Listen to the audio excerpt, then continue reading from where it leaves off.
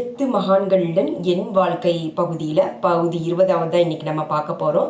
ரெண்டு சுவாமியை பற்றி பார்க்க போகிறோம். நெருப்பை கக்கும் ஒரு சுவாமியும் வயதான ஒரு யோகியை பற்றியும் தான் நம்ம இன்னைக்கு பார்க்க போகிறோம்.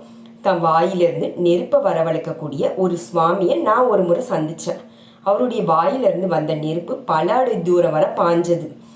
அவங்க உண்மையிலேயே அப்படி செஞ்சாங்களா, இல்லை ஏதாவது ஒரு தந்திரம்னு தெரிந்து கொள்வதற்கு நான் அவரை பரிசோதனை செஞ்சேன்.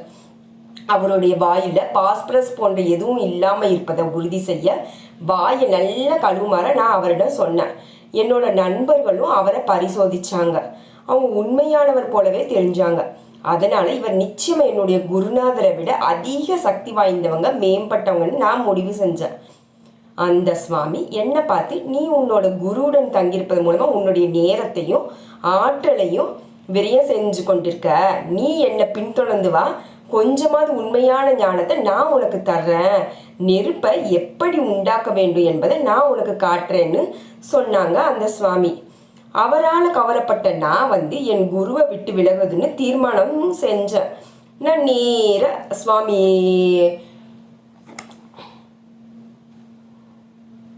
ராமா அவங்க தீர்மானம் செஞ்சுட்டாங்க. இங்கே நான் நேராக என்னோட குருகிட்ட போனேன். உங்களை விட மேம்பட்ட ஒருவரை நான் கண்டுபிடிச்சிட்டேன், அதனால் நான் அவருடைய சீடனை ஆவதுன்னு தீர்மானமும் செஞ்சுட்டேன்னு சொன்னேன். அதுக்கு அவங்க ரொம்ப மகிழ்ச்சி அடைஞ்சாங்க. என்னோட குருதேவர், நீ சந்தோஷமாக இருக்கணும் என்பதுதான் என்னோட விருப்பம். அதனால் நீ தாராளமாக அவரிடம் போய் சேர்ந்துக்கோன்னு, அது சரிதான்னு அவர் என்ன செய்கிறாருன்னு கேட்டார். அப்போ நான் தன்னோட வாயிலிருந்து நெருப்பை வரவழைக்கிறாங்க, அவர் ஒரு சக்தி வாய்ந்த சுவாமின்னு நான் பதிலளித்தேன். இதை கேட்டுட்டு தயவு செய்து என்னை அவரிடம் கூட்டிகிட்டு போன்னு என்னோட குருநாதர் என்கிட்ட சொன்னாங்க. அப்போ மறுநாள் காலையில் நானும் என்னோட குருதேவரும் அந்த சுவாமியிடம் போனோம். அந்த சுவாமியின் இருப்பிடம் நாங்கள் வாழ்ந்து கொண்டிருந்த மலைப்பகுதியில் இருந்து 23 மைல்கள் தள்ளி தான் இருந்தது. நாங்கள் அங்கே போனதும் 2 நாட்கள் ஆனது போகிறதுக்கு. நாங்கள் அவருடைய இருப்பிடத்திற்கு சேர்ந்த போது அவங்க என்னோட குருவை பணிந்து வழங்கினாங்க. இதை கண்டு ஆச்சரியமடைந்த நான், இவரை உங்களுக்கு தெரியுமான்னு என்னோட குருவிடம் கேட்டேன். கொஞ்ச காலத்திற்கு முன்னாடி இவன் நம்முடைய மடத்திலிருந்து தான் வெளியேறினான். இவன் இப்போ இங்கே ஒளிந்து கொண்டிருக்கிறான் என்பது இப்போதான் எனக்கு தெரிஞ்சதுன்னு அவர் பதிலளிச்சாங்க, என்னோட குருநாதர். அதன் பிறகு நீ இங்கே என்ன செய்து கொண்டிருக்கிறன்னு என்னோட குருநாதர் அந்த சுவாமியிடம் கேட்டாங்க. குரு, என் வாயிலிருந்து நெருப்பை வரவழைக்க நான் கற்றுக்கொண்டேன்னு அந்த சுவாமி சொன்னாங்க. அவருடைய வாயிலிருந்து நெருப்பு வெளியேறியதை பார்த்ததும் என்னோட குருநாதர் மென்மையை சிரிச்சிட்டு என்னை நோக்கி திரும்பி, இதை செய்வதற்கு அவனுக்கு எத்தனை ஆண்டுகள் ஆனதுன்னு அவன்கிட்ட கேளுன்னு என்கிட்ட கேட்டாங்க. தன்னுடைய சாதனை குறித்து பெருமிதத்துடன் இருந்த அந்த சுவாமி, இதை கச்சிதமாக செய்வதற்கு 20 ஆண்டு நான் பயிற்சி செய்தேன்னு சொன்னாங்க அந்த சுவாமி.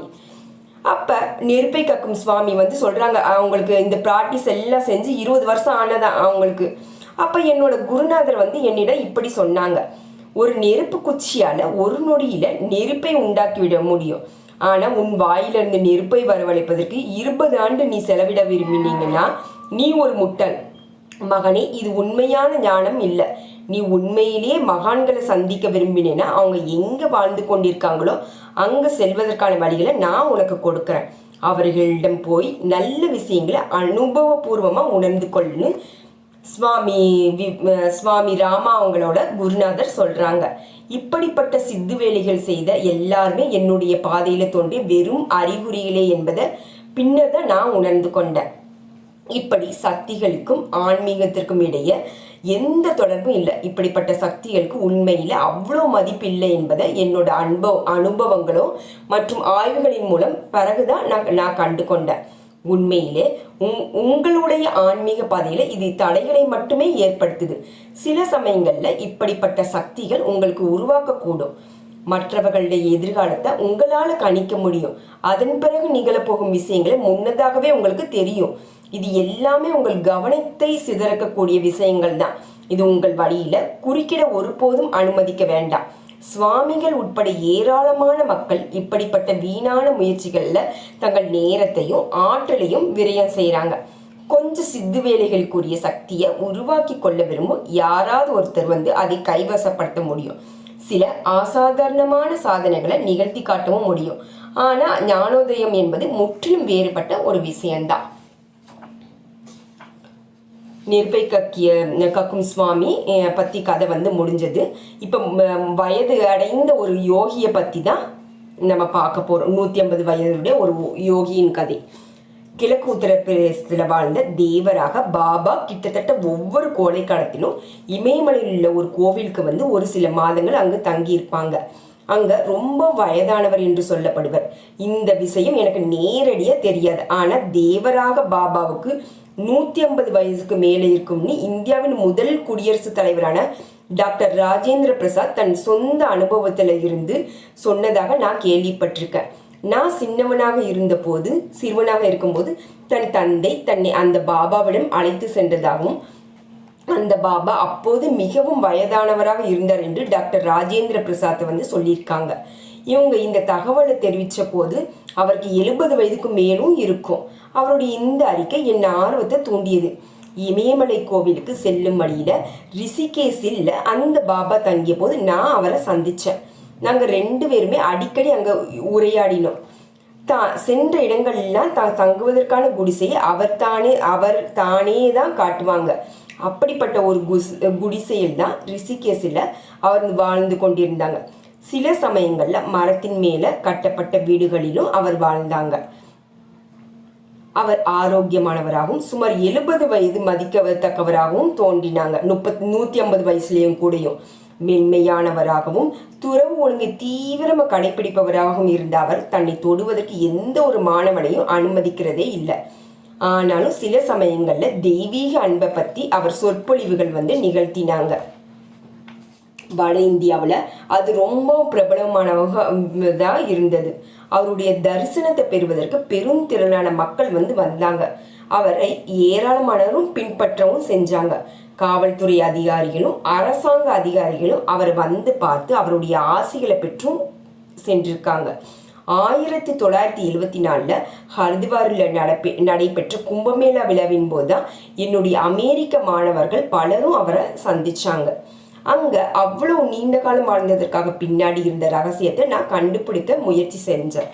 யோகாவின் சில குறிப்பிட்ட அம்சங்களை அவர் தினமும் முறைய பயிற்சி செஞ்சாங்கன்னு, கனிகளையும் காய்கறிகளையும் மட்டும்தான் அவர் உட்கொண்டார் என்பதையும் நான் கண்டறிஞ்சேன். பயிற்சி செய்வதற்கு யோகாவில் பல அம்சங்கள் இருக்குது.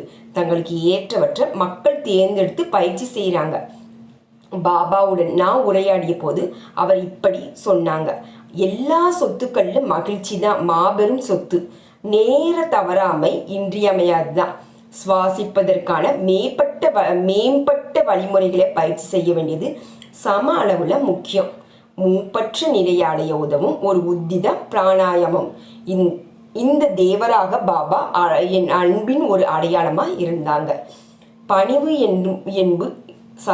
பணிவு எனும் பண்பு நலனை நம்முள்ள வளர்த்தெடுப்பது ஞான உதயத்தை நோக்கிய பாதையில் நம்ம எடுத்து வைக்கின்ற ஒரு அடி. பணிவாக இருப்பதன் மூலமாக நம்ம எதையும் இழக்கிறதில்லை. அதற்கு பதிலாக ஏகப்பட்டவற்றை கைவசப்படுத்துகிறோம். இந்த உள்ளார்ந்த பண்பு நலனை வளர்த்தெடுக்கிறதுல பிரார்த்தனையும் தியானமும் நம்முடைய மன உறுதியை வெளிப்படுத்துது. வீடியோவை லைக் பண்ணுங்கள். இது வரைக்கும் நம்ம சேனலை சப்ஸ்கிரைப் பண்ணலைன்னா மறக்காமல் சப்ஸ்கிரைப் பண்ணுங்கள். எனக்கு அன்பும் ஆதரவு அளித்த உங்கள் எல்லாருக்கும் மனமார்ந்த நன்றிகள். தேங்க்யூ ஸோ மச் ஃபார் வாட்சிங். God bless you all. Thank you universe.